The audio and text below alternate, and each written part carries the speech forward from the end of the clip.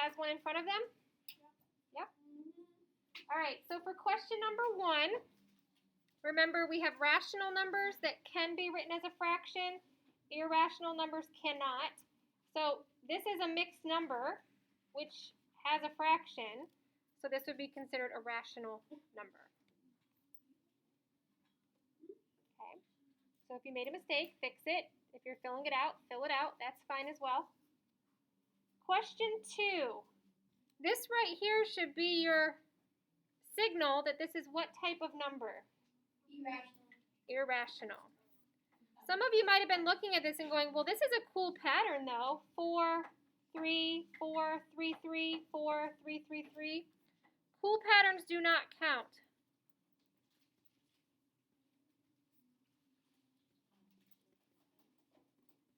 Okay? Cool patterns do not count as a rational number. That's just not a thing. Sophia, do you need something?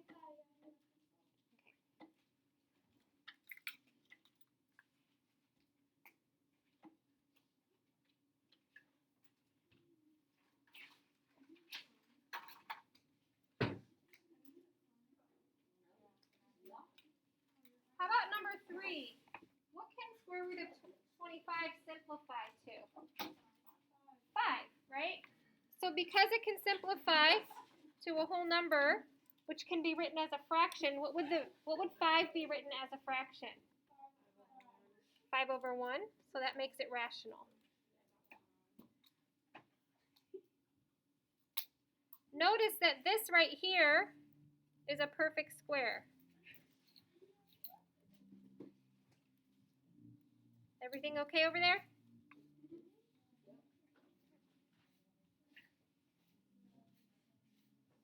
I highly encourage you to put the notes and hints that I'm putting on my paper to help you to prepare for tomorrow. How about square root of 24? Rational or irrational? Irrational. It is irrational because this is a non-perfect square.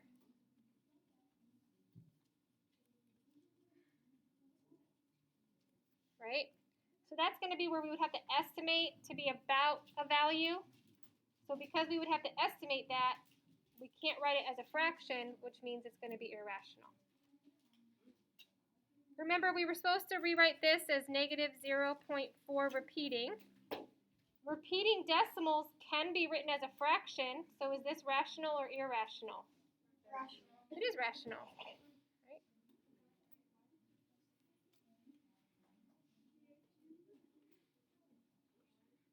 And then negative 2 is an integer, so that makes it rational. We're going to add a bonus value here. How about the number 0? Rational or irrational? Landon? It is rational because it's a whole number, and whole numbers are rational. Right? We have natural, which is just the countings, and then we have whole numbers, and then we have integers.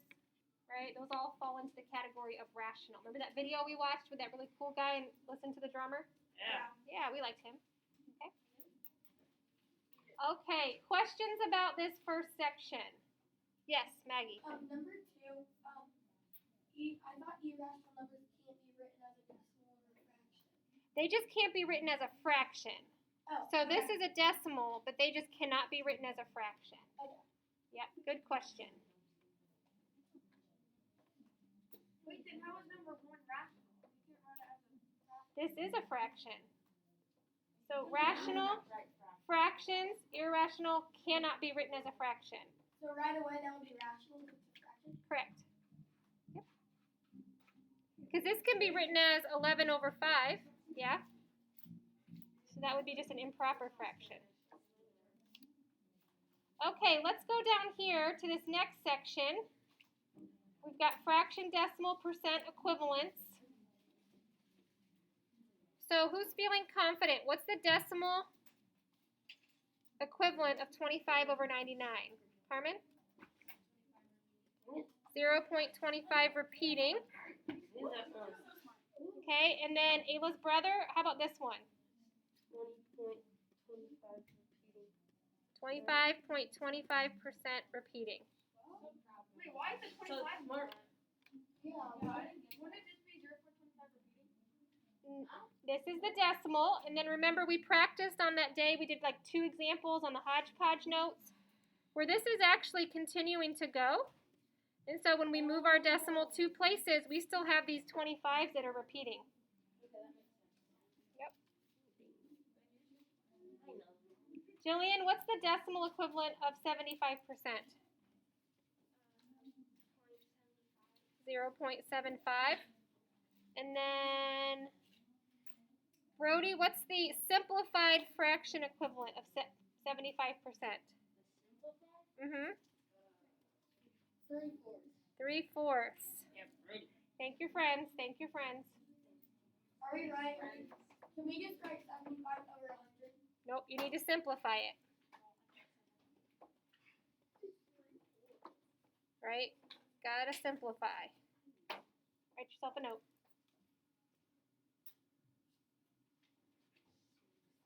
And then this number 9 is very similar to number 7. So what would my fraction equivalent be for negative 0.2 repeating?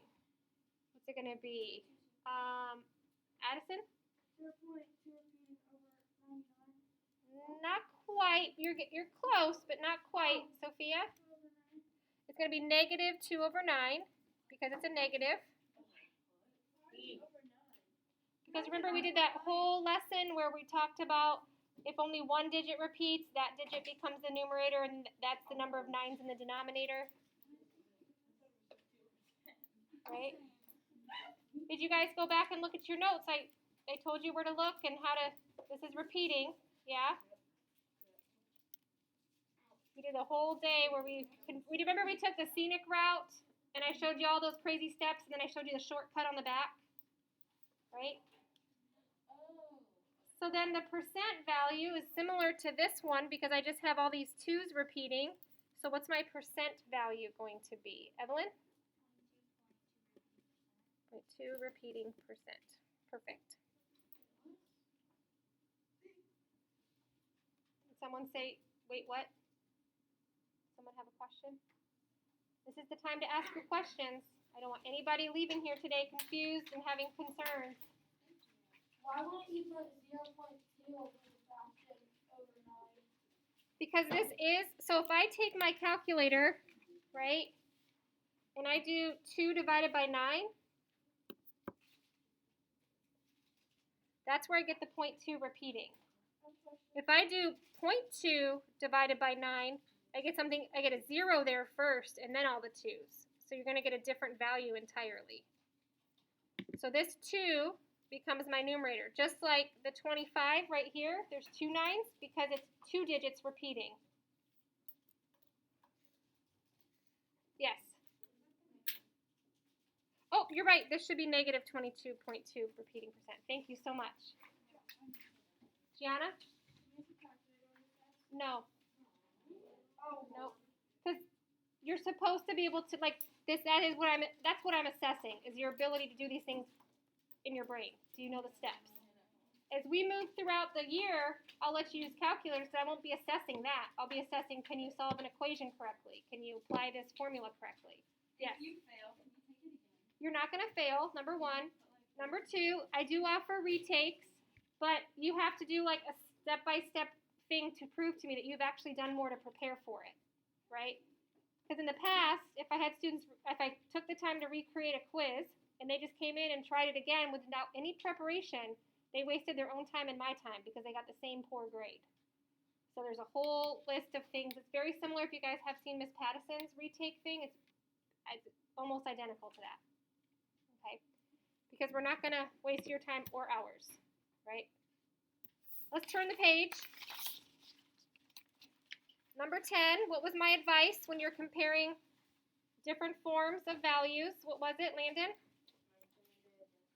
Convert all to decimals.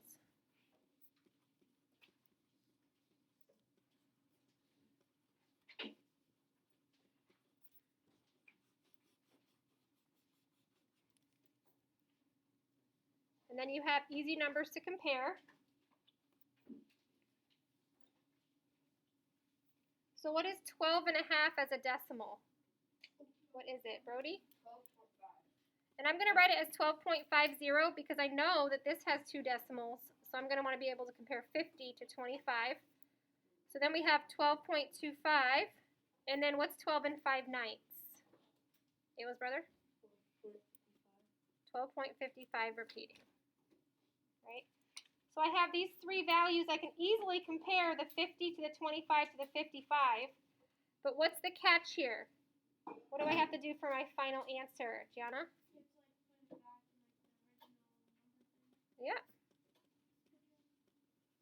Rewrite in original form. So what would my final answer be for least to greatest? What's it going to be? Maggie? It'd be 12.25, and then 12 and a half, and then 12 and 5/9. Perfect. Great job.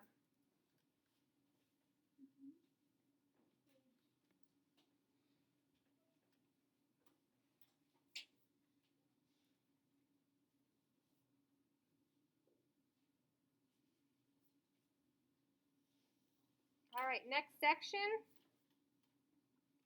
We're going to estimate our values here. So what I'm going to do is I'm going to write, what is this the square root of? Well, this is the square root of 64. This is the square root of 81. This is the square root of 100. So now I can look at these numbers and put them accordingly based on their boundaries that they might fall between. So where is the square root of 82 closest to? 9. It's going to be closest to 9 because 82 is only 1 more than 81. So this is where I would put A. Right? So when you're taking the assessment, you're going to have a number line like this. Help yourself out and write the square root equivalents.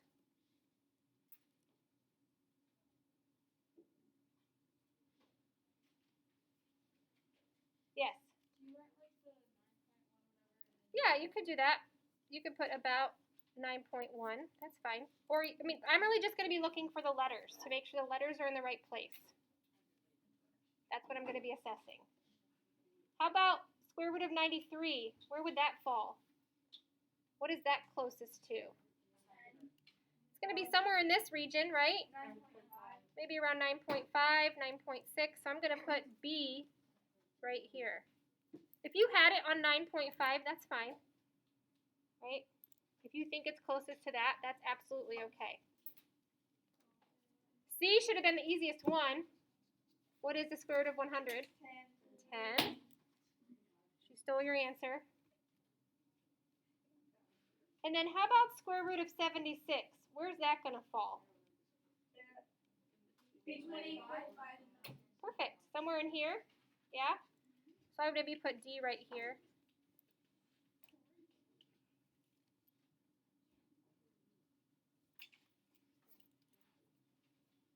How you doing back there, Hannah? Did you ever forgive your dad over the weekend? No? Okay. Did he get you Starbucks at least on Friday? No? Okay. All right. Let's look at number 12. So number 12 is very similar to number 11, except you just have one extra step, right? So remember we talked about pi is equivalent to about what? 3.14. What did we say to do here for this last one? What did we say, Landon? Yeah, so 16 divided by 4 gives me square root of 4, which equals 2. So down here I'm going to put square root of 4, square root of 9, square root of 16 as my boundaries. And then in class on Friday, my 7th period class caught me at a weak moment, and I agreed that during your assessment I will have this up on the board for you to look at, which has all the perfect squares and their square roots to help you. Okay? Yeah. So that'll be up there. Everybody's going to have that advantage on Friday. Okay? Yeah. All right, so now we need to get to this one. What did you estimate that the square root of 3 might be? 4.5. Not quite 0.5, just the square root of 3. Where do we think that would be the equivalent of? Landon? I'm sorry? It's really close to the square root of 4, but it's not quite there, right? So we would say maybe this is about 1.9. So if I'm going to add 2 to that, because, oh, plus the 2. Yes, what did you get? About 3.9, which would be right about here, or maybe you said the 4. So we had the 2 plus this, so that gives me about 3.9. And then if I take that 1.9 and I multiply times 2, I'm going to get about 3.8. So A and B are really close together.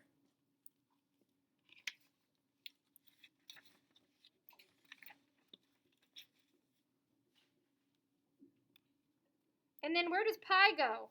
Where am I going to put that on my number line? Close to what? 3. It's going to be right around here, close to 3. And then D is pretty easy because that just simplifies all the way to 2.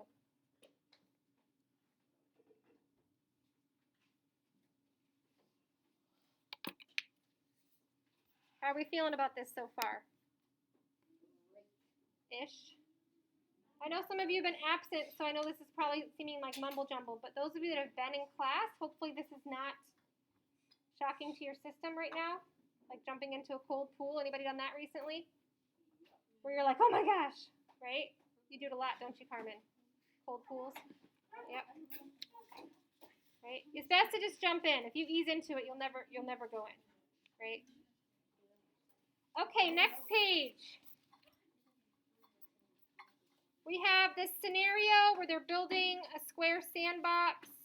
We know that they need square root of 200 feet is the side length. Is this irrational or rational? And then explain it to me. Irrational. Okay, why? Why'd you say that, Maggie?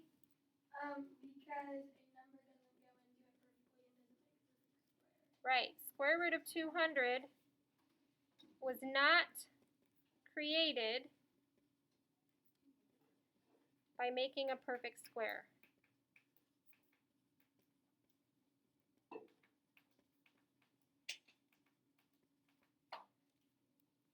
It cannot be written as a fraction.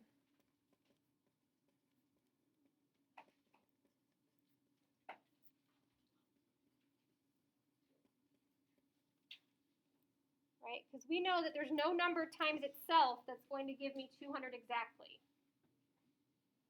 Like 3 times 3 gives me 9 and 4 times 4 gives me 16. So what would you estimate it to be? About what? So we're going to have these little squigglies here. Yeah. Addison? 14.2. Perfect. 14.2. And why did you choose that? Because 200 is close to 196.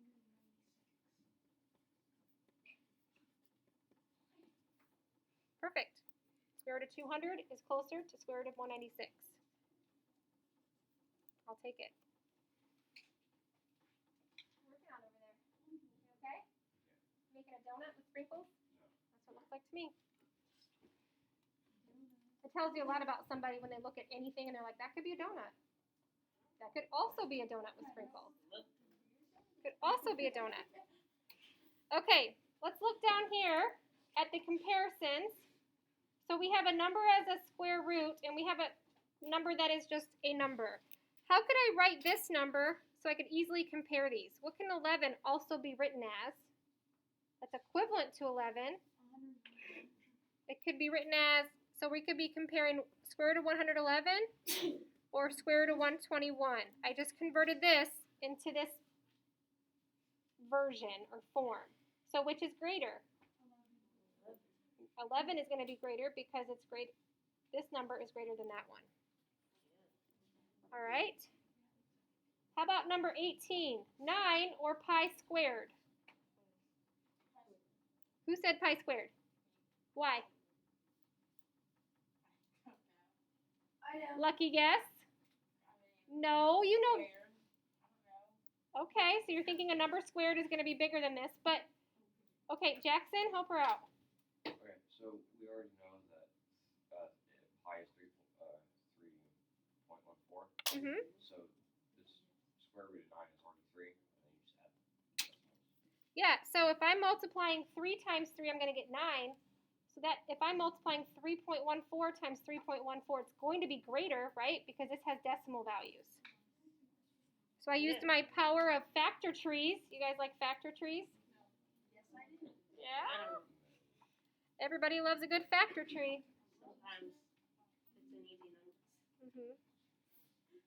So this is going to be greater because I have the 0.14. All right, then how about this last one? Which is greater? Left side. Left side, this long number? Yeah. How did you come to that conclusion, Ayla's brother? Because 8.31 repeating is going to go into 3 after the 3 1, and on the left side it's a 4 after the 3 1. Brilliant. Perfect. That's exactly the right answer. Okay. Any questions for the good of the group before I stop the recording? All right.